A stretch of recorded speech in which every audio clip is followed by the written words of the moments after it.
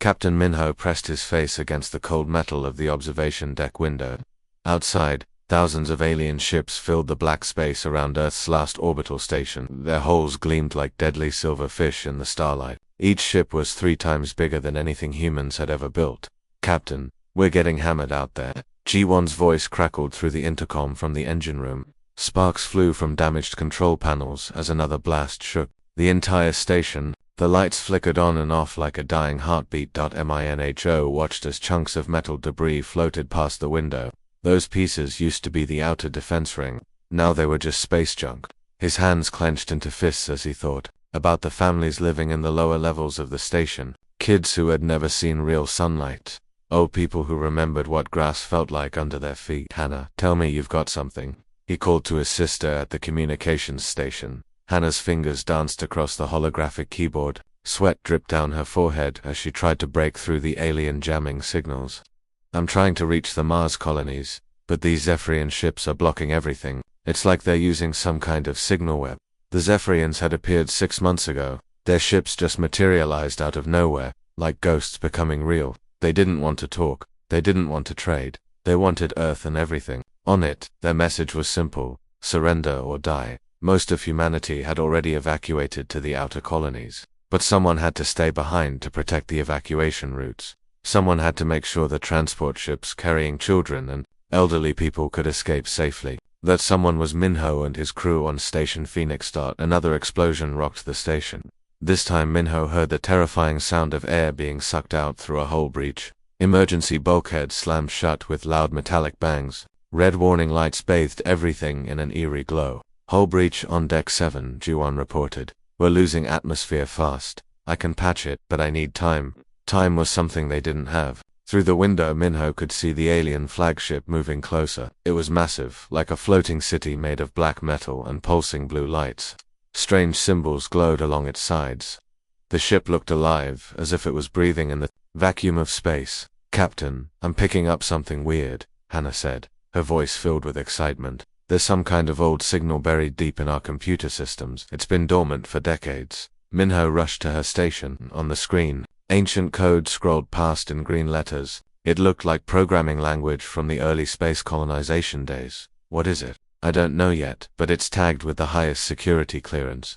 This stuff is older than the station itself." Hannah's eyes widened as she read through the data. "Minho, this isn't just a signal. It's an activation protocol." The Zephyrian flagship suddenly stopped moving. Its weapons powered up with a low humming sound that somehow carried through the vacuum. Bright energy began collecting at the tips of dozens of cannon barrels.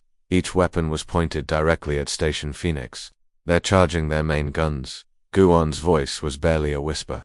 "If they fire all at once, we'll be vaporized." In seconds, Minho looked around the command center. His crew of 30 people had volunteered to stay behind when they could have escaped safely. They chose to fight because someone had to, because running away wasn't a human way. "How long do we have?" he asked. "Maybe 2 minutes before they're fully charged," Ji-won replied. Hannah suddenly stood up from her chair. "Minho, this protocol, it's connected to something called Project Lighthouse.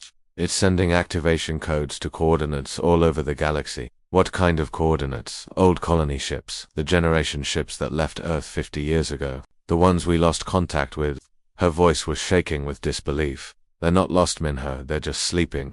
The Zephyrian weapons reached full charge. The alien flagship's hull plates shifted and opened, revealing even more cannons. The space around the enemy fleet began to shimmer with deadly energy. Minho grabbed the intercom microphone. "All hands, this is the captain. We came here to buy time for the evacuation. We've done that. But now it looks like we might do something even better." He paused, watching the mysterious code continue to flow across Hannah's screen. "We might just wake up some old friends." The first energy blast lit up the darkness of space as it screamed toward Station Phoenix. But Minho wasn't looking at the incoming death. He was watching his sister's screen, where distant signals were starting to respond to the ancient call. Somewhere in the deep black of space, humanity's scattered children were opening their eyes. The first Zephyrian energy blast slammed into Station Phoenix's outer shield, sending violent shockwaves through every corridor. Minho grabbed onto a support beam as the entire structure groaned like a wounded animal. Sparks showered from overhead cables while emergency sirens wailed throughout the station. "Launch all escape pods now," Minho shouted into his communicator. Through the observation windows, he watched dozens of small white pods shooing away from the station like seeds scattered by the wind. Each pod carried 3 or 4 people toward Earth's surface. At least some would make it to safety, but not everyone could leave. The station's skeleton crew of 30 had to stay behind to operate the defense systems and buy more time. They knew it was probably a one-way mission when they volunteered. "Hannah, what's the status on that ancient protocol?" Minho called out as another blast rocked the station. His sister was hunched over her console, her fingers flying across holographic displays. Lines of old computer code streamed down her screen like digital rain. "It's incredible, Minho. This system has been hidden inside our main computer for 50 years. Someone built it right into the station's foundation programming." Jiwon's voice crackled through the intercom from the engine room. "I'm rerouting everything we've got to the main transmitter. Life support, artificial gravity, even the coffee machines. If this thing needs power, it's going to get power." The lights dimmed throughout the station as Giwon diverted energy systems. The artificial gravity flickered for a moment, making everyone's stomach lurch. But the main transmitter array began to glow brighter than it ever had before. On the main screen, the Zephyrian flagship filled the view. Its hull was covered in strange organic-looking patterns that pulsed with blue light. The alien ship looked more like a living creature than a machine. Dozens of smaller fighter craft swarmed around it like angry insects. "Incoming transmission from the Zephyrian flagship," reported Yeji, the communications officer. Her young face was pale with fear, but her hands remained steady on the controls. "Put it through," Minho ordered. The main screen flickered and showed the interior of the alien command center. The Zephyrian commander stood before them, a towering figure in dark armor that seemed to absorb light. Its face was hidden behind a helmet that looked like a skull made of black metal. When it spoke, the voice was like grinding stone. "Human, defenders of the orbital platform, your resistance is pointless. Your species is weak and scattered. Surrender now and your deaths will be swift." Minho stepped forward, his jaw set with determination. "This is Captain Minho of Station Phoenix. We don't surrender, we don't run, and we sure don't bow down to bullies who think they can take up home." The alien commander tilted its head, almost like it was curious. "Your bravery is noted but irrelevant. We have studied your kind for cycles.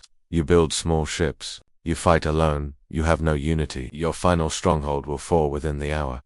"Maybe," Minho replied. "But you made one big mistake." "What mistake could your inferior species possibly believe we have made?" Minho smiled grimly. "You assumed we were alone." Before the alien could respond, Hannah suddenly jumped up from her station. "Minho, the protocol is working. I'm getting response signals from deep space. Dozens of them." The mysterious code on her screen had stopped scrolling. Instead, a 3-dimensional map of the galaxy appeared, showing hundreds of tiny blinking lights scattered across vast distances. Each light represented an old human colony ship that had been silent for decades. "Project Lighthouse," Hannah whispered, reading from the classified files. It was a secret backup plan. If Earth was ever threatened, this signal would wake up every generation ship that left our solar system. They've been drifting in deep space, waiting for this moment. Juon's voice boomed through the intercom with excitement. "The power drain is incredible. This transmitter is sending signals across half the galaxy. What kind of range does this thing have?" "According to these files, it can reach ships up to 10,000 light-years away," Hannah replied. "And it's not just sending location data. It's uploading tactical information, enemy positions, and rally coordinates." The Zephyrian commander on the screen seemed to sense that something had changed. Its stance became more aggressive. "What deception is this? We have monitored your communications. There are no human fleets in this sector." Minho looked directly into the alien's hidden eyes. "That's because you weren't looking far enough." On Hannah's screen, the blinking lights began to move. Slowly at first, then faster as the old colony ships changed course and started heading toward Earth. Each ship had been traveling through space for 50 years, their crews in deep sleep, their children born among the stars. "They're coming home," Hannah said softly. "All of them." The Zephyrian commander raised one armored hand, and the transmission cut off.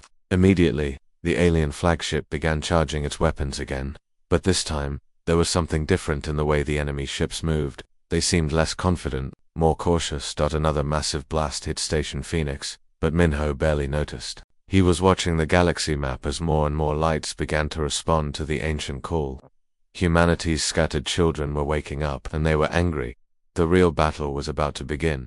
Deep in the Kepler 442 system, Captain Soman felt the vibration through the floor of her ship before she heard the alarms. The colony vessel New Sol had been drifting silently through space for 47 years, its crew of 10,000 people sleeping in cryogenic pods. Now, emergency lights bathed the command center in red as ancient systems came back to life. "What's happening?" asked her second-in-command, Lieutenant Deho, as he stumbled onto the bridge. His hair was still messy from the emergency wake-up procedure. Soman was already at the main console, her fingers dancing across controls she hadn't touched in decades. "We're getting a signal from Earth. Project Lighthouse has been activated." Her voice was steady, but her heart was racing.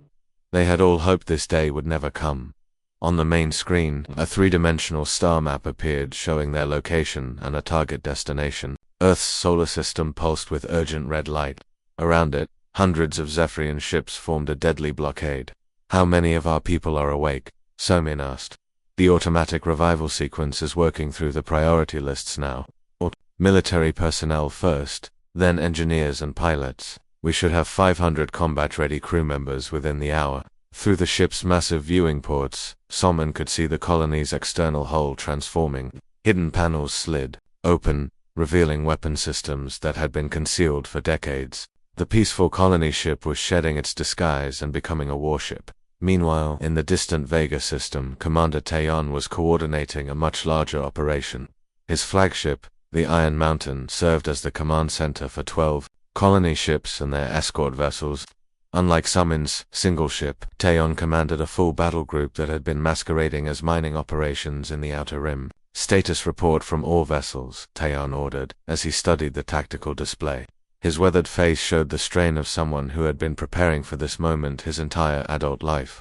"Sir, all colony ships are powering up their hidden weapon systems," reported his tactical officer, Major K. "The asteroid mining platforms are revealing their true purpose. They're actually mobile weapons platforms." Taeyon nodded grimly. What the galaxy thought were simple human mining operations were actually heavily armed fortress stations. Each mining platform could launch hundreds of fighter craft, and was equipped with enough firepower to destroy a small fleet back near Earth. The Zephyrian commander was beginning to realize something was terribly wrong. His sensors were detecting massive energy signatures appearing throughout the galaxy.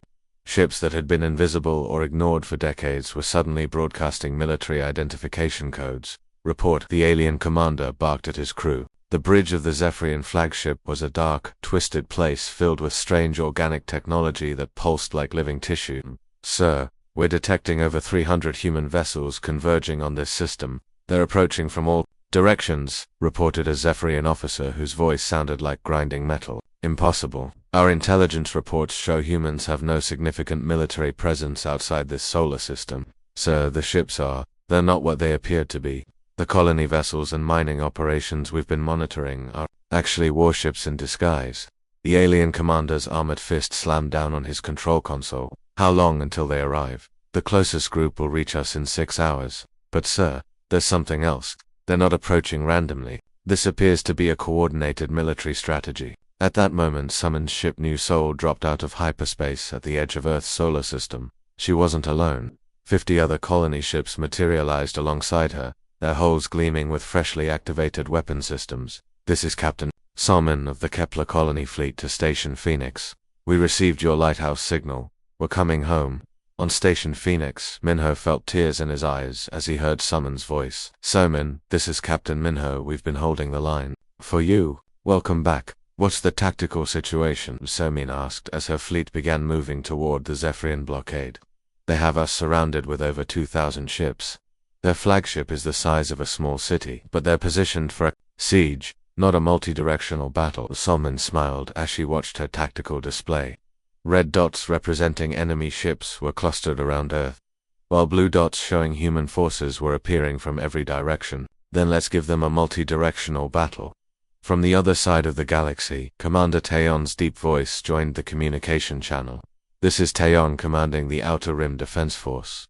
We're 3 hours out with the heavy assault fleet. Keep them busy until we arrive." The Zephyrian commander realized with growing horror that his forces were being surrounded. The humans hadn't been weak and scattered after all. They had been patient and clever, spreading throughout the galaxy and waiting for exactly this moment. "All ships, prepare for full defensive formation," the alien commander ordered. But it was too late for defensive formations. The humans were coming from everywhere at once, and they were coming home to fight. The trap had been 50 years in the making, and now it was closing. The first wave of human ships hit the Zephyrian blockade. Like a hammer striking glass, Captain Summon's fleet came in fast and low, using Earth's moon as cover. Her ships weren't the sleek military vessels the aliens expected. They were rough battle-scarred colony ships that had survived decades in the harshest parts of space. Fire, everything. Somming commanded as her ship New Soul unleashed its hidden weapons.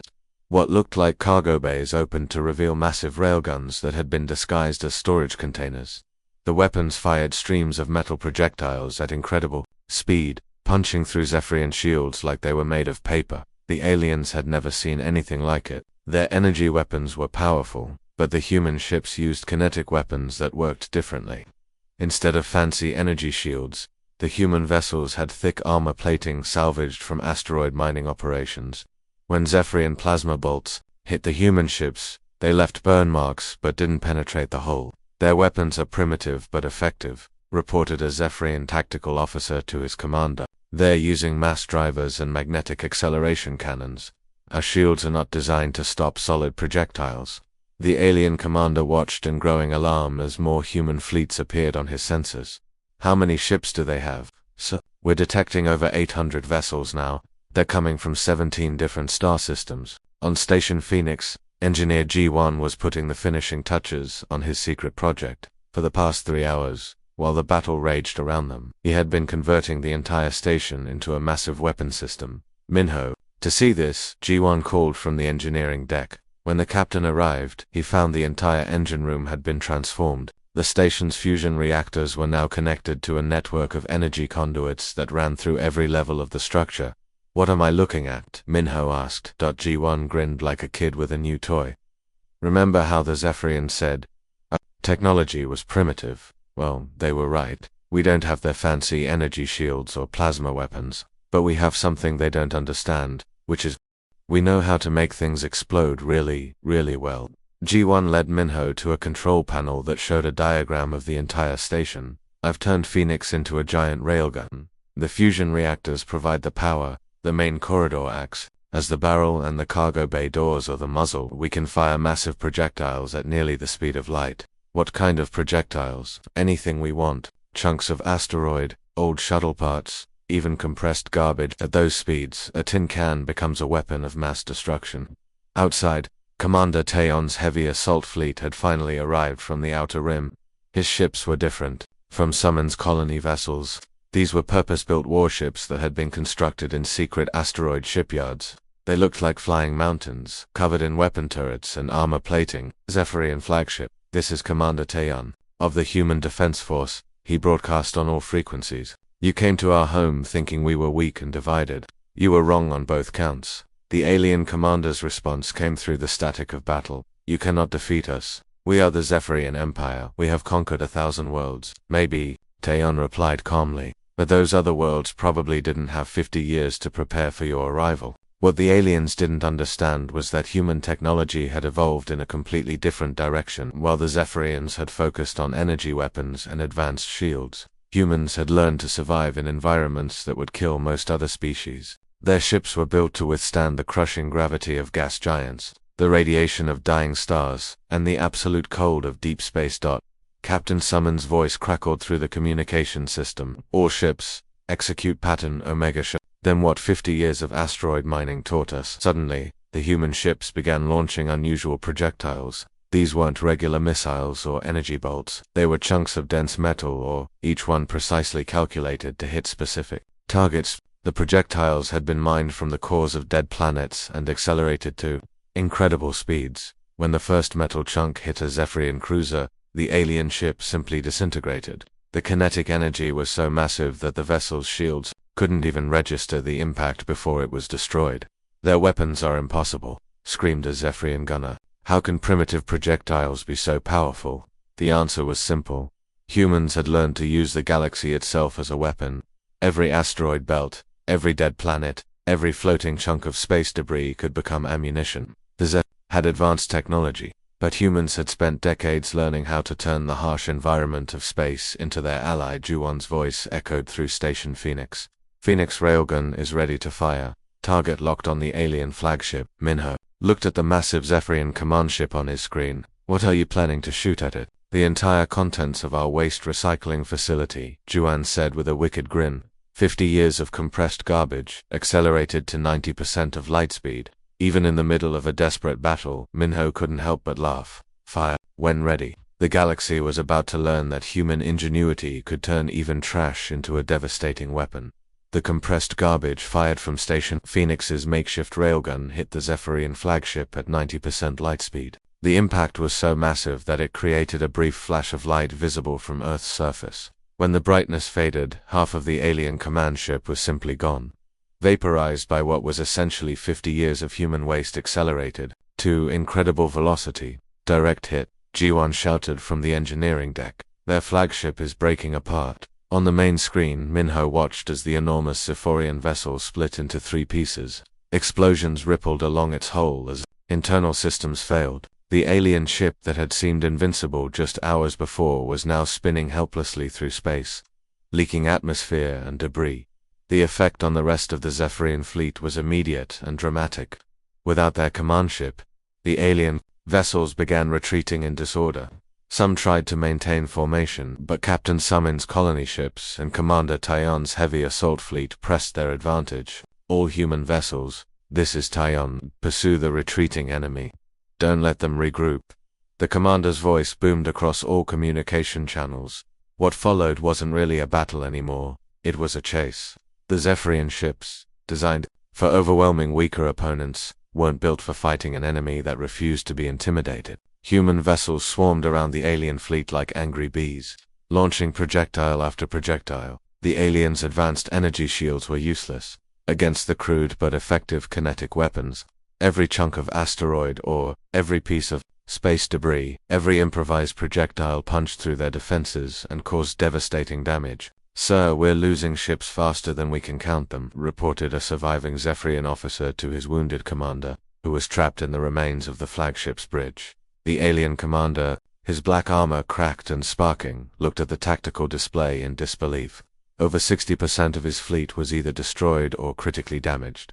The humans, who should have been easy prey, had turned his invasion force into scattered wreckage. Signaled the retreat, he ordered, his voice filled with something no Zephyrian had felt in centuries. Fear. All remaining ships, withdraw from this system immediately. The surviving alien vessels began jumping to hyperspace, abandoning their mission and fleeing back to whatever dark corner of the galaxy they had come from.